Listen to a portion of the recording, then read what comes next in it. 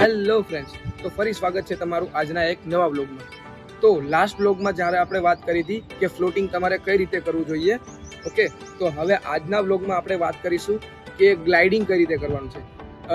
Floating થયા પછીનો step છે ગ્લાઇડિંગ. ઓકે, તો ગ્લાઇડિંગ કઈ રીતે કરવાનું છે એ હું તમને એકવાર લાઈવ ડેમો કરીને દેખાડીશ, તો તમે જોઈ શકો છો.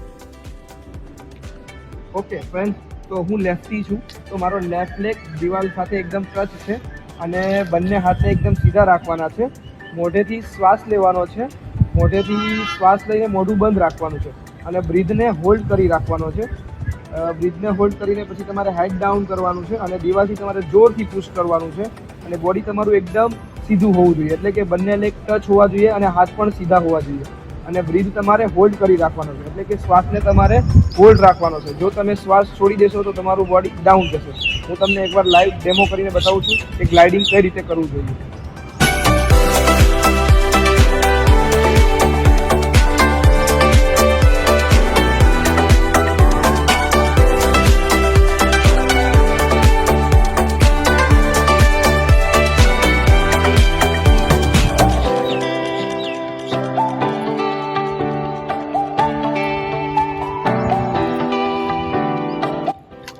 ઓકે ફ્રેન્ડ્સ, તો તમે જોયું કે મેં ગ્લાઇડિંગ તમને લાઈવ એક ડેમો કરીને બતાવ્યું છે કે તમારે ગ્લાઇડિંગ કઈ રીતે શીખવાનું છે.